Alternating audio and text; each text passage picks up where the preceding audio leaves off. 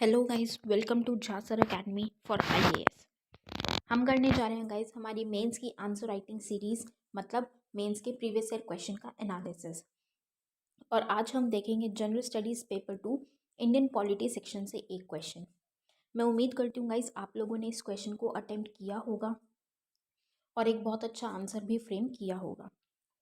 So guys, हमने अपने पहले के क्वेश्चंस में भी पब्लिक अकाउंट्स कमेटी की बात की है। एक क्वेश्चन हमने किया था जिसमें हमने पब्लिक अकाउंट्स कमेटी के बारे में देखा था। आज हम थोड़ा सा बेसिक कमिटीज़ के रिगार्डिंग ही देखने वाले हैं। हम सबसे पहले ये बात करेंगे कि ये जो कमिटीज़ बनाई जाती हैं, हमें वेरियस कमिटीज़ देखने को मिलती हैं जो पार्लियामेंट्री काम है उसके लिए। तो वो किस तरीके से ज़रूरी है या वो किस तरीके से हेल्प करती हैं, यूज़फुल होती हैं, हमें वो बताना है। तो गाइस, कमिटीज़ के रिगार्डिंग आज आपको बहुत अच्छे पॉइंट्स मिलने वाले हैं और हम एस्टीमेट्स कमेटी के बारे में भी थोड़ा सा पढ़ेंगे। तो जहाँ पे भी गाइस आप अपने कमिटीज़ के नोट्स बना रहे हैं वहाँ पे इन पॉइंट्स को क्लब करके ज़रूर रखिएगा। It will help you in future a lot. Session को स्टार्ट करने से पहले गाइस, जिन स्टूडेंट्स ने हमारे टेलीग्राम चैनल को ज्वाइन नहीं किया हुआ है वो हमारे सबसे पहले टेलीग्राम चैनल को ज्वाइन कीजिए। डिस्क्रिप्शन बॉक्स में आपको उसका लिंक मिल जाएगा।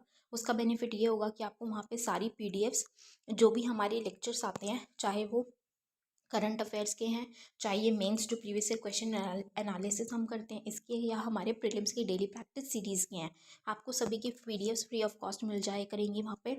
और उसी के साथ साथ जो भी वीडियो लेक्चर्स आपके लिए लाए जाते हैं आपको उनकी लिंक्स भी वहाँ पे प्रोवाइड कर दी जाती है। और गाइज, जो स्टूडेंट्स बिल्कुल सीरियसली प्रिपेयर कर रहे हैं उनके लिए गाइज मैं बोलूँगी कि हमारे जो करंट अफेयर्स के जो सेशंस हैं आपके लिए लाए जाते हैं उनको रेगुलर तरीके से फॉलो कीजिए। उससे बाहर का आपको कहीं पे टाइम वेस्ट करने की ज़रूरत नहीं है, कुछ पढ़ने की ज़रूरत नहीं है करंट अफेयर्स के लिए, क्योंकि हमारे करंट अफेयर्स के बाहर से आपके एग्ज़ाम में कुछ भी पूछा नहीं जाएगा। तो ये जो 1-1.25 घंटा आप डिवोट करेंगे करंट अफेयर्स में झांसर अकेडमी पे, वो आपके लिए बिल्कुल इनफ होगा। और गाइज, हमारा जीएस का भी प्री प्लस मेंस बैच चल रहा है और उसको भी ज़रूर ज्वाइन कीजिएगा। उसमें जीएस 1, 2, 3, 4 की तैयारी कराई जाएगी। बिल्कुल ज़ीरो से तैयारी वाला बैच है। जहाँ सर आपको खुद मेंटोर कर रहे हैं, वहाँ पे खुद पढ़ा रहे हैं। और गाइज, अगर आप उसके कोर्स की डिटेल्स को प्रॉपर तरीके से फॉलो करेंगे और जहाँ सर की गाइडलाइंस को फॉलो करेंगे तो आपका सिलेक्शन पक्का है गाइज। तो ज़रूर ज्वाइन कीजिए उस बैच को। और गाइस, हमारा मेंस का भी आंसर राइटिंग बैच चल रहा है, आप उसको भी ज्वाइन कीजिए। उसमें 500 प्लस क्वेश्चंस की आपको प्रैक्टिस कराई जाएगी और हमारी एक्सपर्ट फैकल्टी है वो आपके आंसर्स को चेक करेंगे और आपको मिस्टेक्स बताते हैं कि आपको किस तरीके से इम्प्रूव करना है। उसी के साथ साथ आपको हर क्वेश्चन के साथ आपको एक सैम्पल आंसर दिया जाता है और उसका वीडियो सोल्यूशन भी दिया जाता है विद प्रॉपर एक्सप्लेनेशन, जिसमें आपको ये बताया जाता है कि इस क्वेश्चन को किस तरीके से अटेम्प्ट किया जाना चाहिए और क्या अप्रोच फॉलो की जानी चाहिए इस क्वेश्चन को अटेम्प्ट करने के लिए।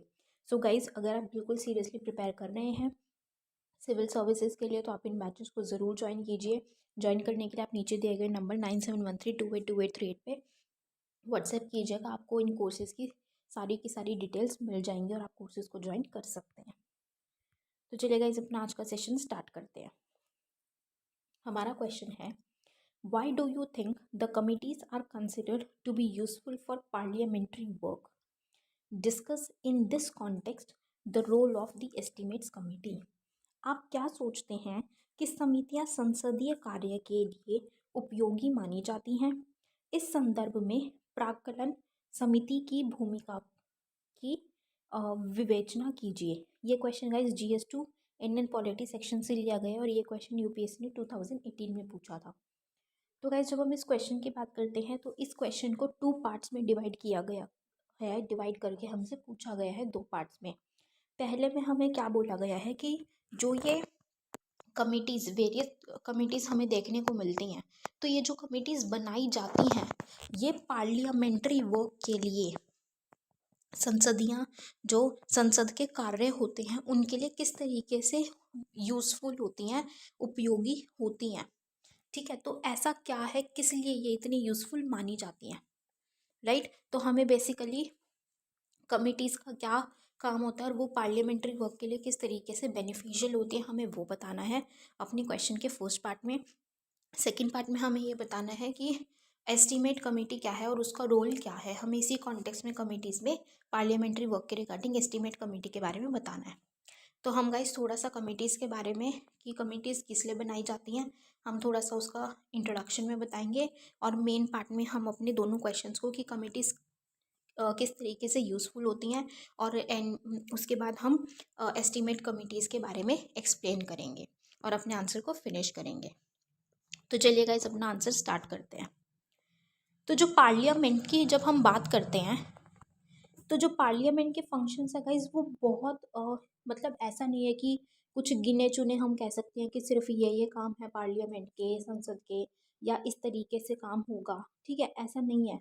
वो बहुत डिफरेंट तरीके के काम है और इतने हैं, मतलब अनलिमिटेड, जैसे हम कहते हैं ना कि पूरा बंडल बना हुआ है कामों का, इतने काम होते हैं, इतने तरीके के फंक्शंस पार्लियामेंट परफॉर्म करती है और वो भी बहुत कॉम्प्लेक्स होते हैं, ठीक है, तो उनमें टाइम जाता है बहुत अच्छा खासा।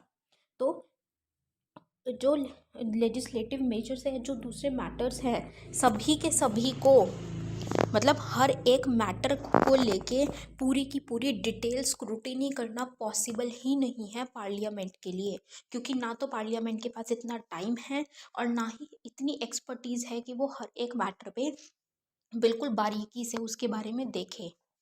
तो उसके लिए कुछ कमिटीज़ बनाई जाती हैं जो कुछ पर्टिकुलर वर्क के लिए होता है, ताकि वो स्पेशलाइजेशन भी हो कि वो बारीकी से उस मैटर को, उस मुद्दे को देख सके, ठीक है, उसका गुड और बैड पॉइंट्स वहाँ पे रख सके और काम भी प्रॉपर तरीके से हो जाए, ठीक है। पार्लियामेंट पे वो बर्डन हर चीज़ का ना आए, क्योंकि ऑलरेडी उनके पास बहुत सारे काम रहते हैं, ठीक है। अब ये कमिटीज़ क्या ऐसे क्या ऑब्जेक्टिव्स फुलफिल करती हैं जिसकी वजह से ये इतनी यूज़फुल हमें देखने को मिलती हैं, यूज़फुल मानी जाती हैं, बहुत ज़्यादा उपयोगी मानी जाती हैं पार्लियामेंट वर्क में।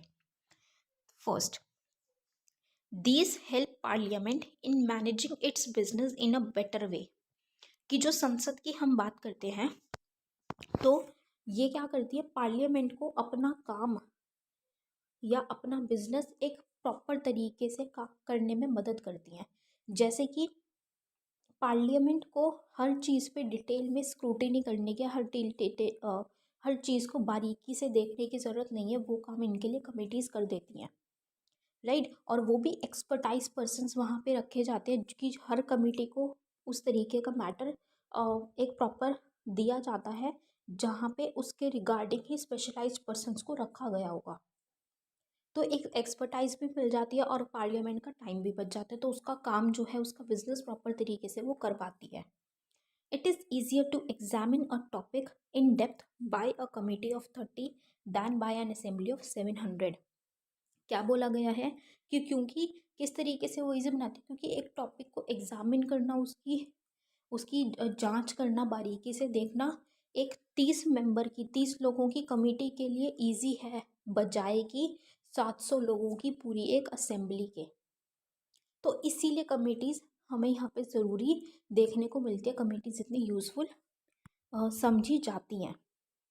Next is these enable inputs from experts and also directly from people. कि इनमें से कुछ कमिटीज़ ऐसी भी होती हैं जो कि एक्सपर्ट्स की उसमें राय ली जाती है, एक्सपर्ट्स वहाँ पे अपनी राय देते हैं कि किस तरीके से हुआ ना हो जाए, मतलब काम हुआ ना चाहिए, ठीक है, काम किस तरीके से होना चाहिए, या ये अगर मान लीजिए कोई पॉलिसी है तो इस पॉलिसी में क्या गुड हो सकता है, क्या बैड हो सकता है, तो एक्सपर्ट्स की राय ली जाती है। उसी के साथ साथ डायरेक्टली लोगों से भी वहाँ पे राय ली जाती है, उनके सामने भी उस चीज़ को प्रेजेंट किया जाता है। जैसे फॉर एग्जाम्पल, उदाहरण के तौर पे हम बात करें तो डिपार्टमेंटल स्टैंडिंग कमिटीज़, विभागीय स्थायी समितियां जो हैं, वो ज़्यादातर क्या करते हैं, वो लोगों से कमेंट्स इनवाइट करते हैं, मतलब वो जो जिस भी मैटर पे वो डील कर रहे हैं, ठीक है, जिस मैटर को एग्जामिन करने के लिए उनके पास आया है, तो वो उसको क्या करते हैं, पब्लिक को इनवाइट करते हैं वहाँ पे, उसको पब्लिक के आगे रखते हैं और बोलते हैं कि आप अपने कमेंट्स दीजिए। तो लोग अपनी राय देते हैं वहाँ पे, और लोगों को टेस्ट करने के लिए भी बुलाया जाता है, right. Next is a related advantage in the Indian context is that the anti-defection law does not apply to committees। अब हम 10th शेड्यूल में हम पढ़ते हैं, 10th शेड्यूल में कौन सा लॉ देखने को मिलता है हमें? एंटी डिफेक्शन लॉ, दल बदल विरोधी कानून। ठीक है, तो ये इन कमिटीज़ पे अप्लाई नहीं होता क्योंकि ये कमिटीज़ किसी पार्टी की लाइंस पे नहीं चलती हैं। मतलब डिसीजंस एक पार्टी को लेके या पार्टी के मुताबिक नहीं किया जाता, बल्कि डिसीजन सही गलत में प्रॉपर इम्प्रॉपर के बेसिस पे किया जाता है। हर एक मैटर को स्क्रूटिनाइज करके लिया जाता है, ना कि किसी पार्टी के बेसिस पे। तो यहाँ पे जो एंटी डिफेक्शन का कानून चलता है, जो एंटी डिफेक्शन की जो प्रॉब्लम्स होती हैं, दल बदल की दिक्कतें जो देखने को मिलती हैं, वो भी हमारी यहाँ पे नहीं आती हैं।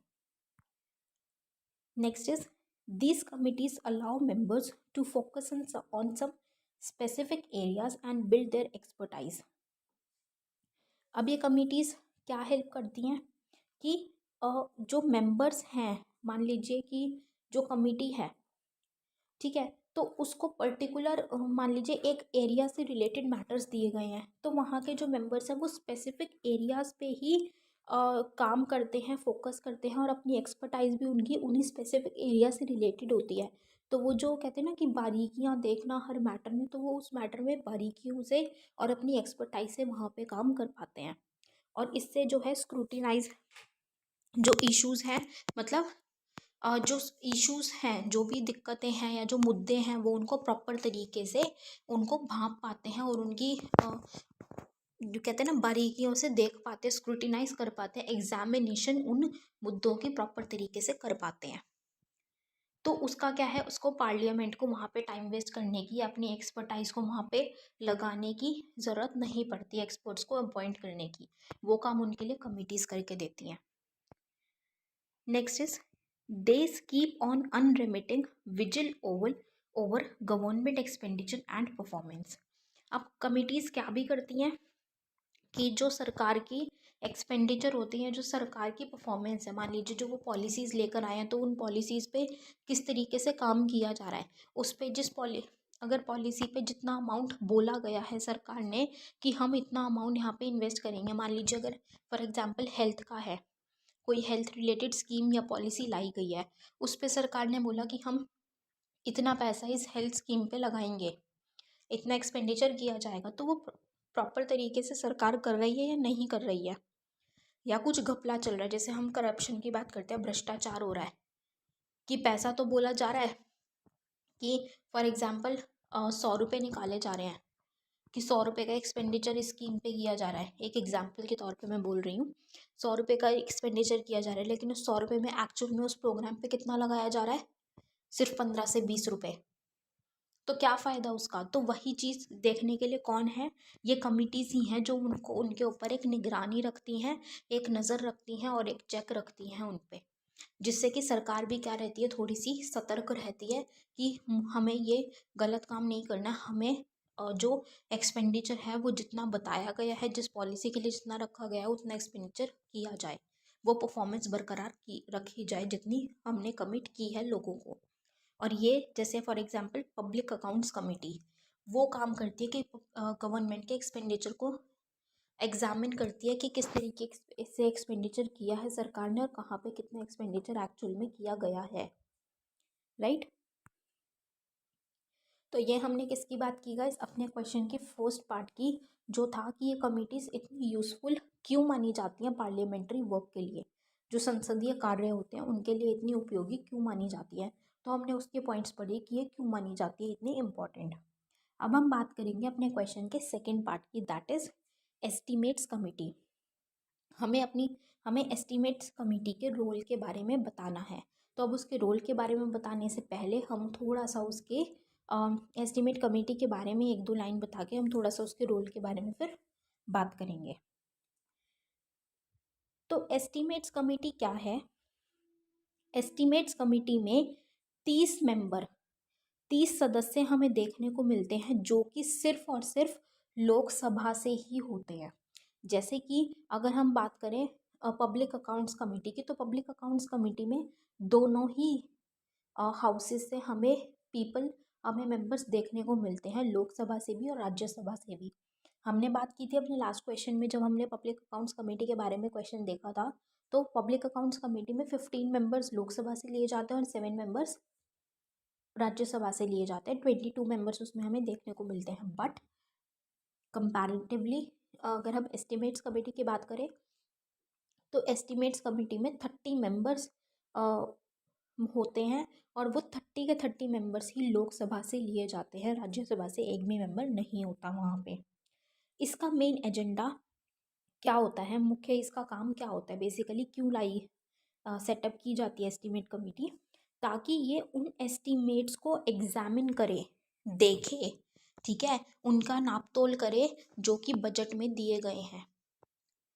बजट में जो बताया गया है, जो एस्टीमेट्स, जो एक्सपेंडिचर वगैरह के बारे में बताया गया है कि क्या होगा क्या नहीं, किस तरीके से उन्होंने एक फॉर्मेट रखा है, उसको देखने का काम एस्टीमेट कमेटी का होता है। और उसी के साथ साथ फिर उसमें कुछ जो उन्होंने अपने एक्सपेंडिचर के बारे में बताया होता है कि किस तरीके से वो किस पे एक्सपेंडिचर का एक मान के चल रहे हैं, तो वो उस पर भी सजेस्ट करते हैं कि कहाँ पे अगर उनको कुछ लगता है कि यहाँ पे एक्सपेंडिचर कम होना चाहिए या कहीं एक्सपेंडिचर ज़्यादा होना चाहिए या कुछ चेंजेस किए जाने चाहिए, तो वहाँ पे वो अपना सजेशन भी देते हैं।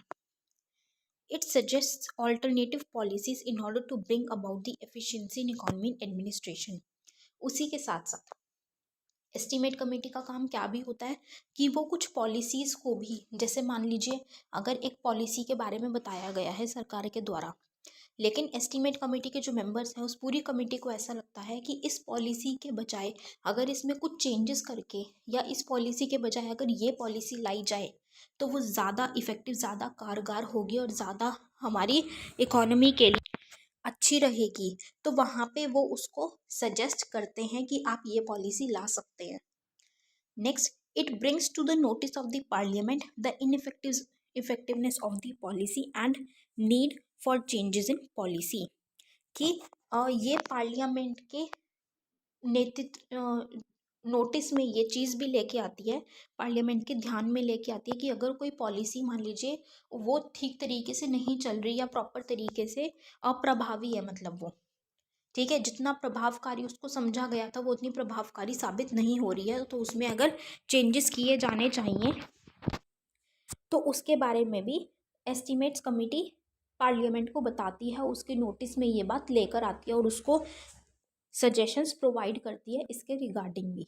तो ये सब काम किसके होते हैं, ये क्या है, ये एस्टीमेट्स कमेटी का हमें रोल देखने को मिलता है कि वो बजट का एस्टीमेट करती है, ठीक है, एग्जामिन करती है, पब्लिक एक्सपेंडिचर में कुछ सजेशन देती है, कोई पॉलिसी के बजाय दूसरी उसके ऑल्टरनेट में कोई पॉलिसी लाई जा सकती है तो वो सजेस्ट करती है जो उनको सही लगती है, जो अच्छी रहेगी, या कोई पॉलिसी प्रॉपर तरीके से नहीं चल रही है तो उसको भी पार्लियामेंट के नोटिस में लेके आती है और चेंजेस भी वहाँ पे सजेस्ट करती है कि इसमें चेंजेस लाने की ज़रूरत है और ये चेंजेस यहाँ पे लाए जा सकते हैं, राइट।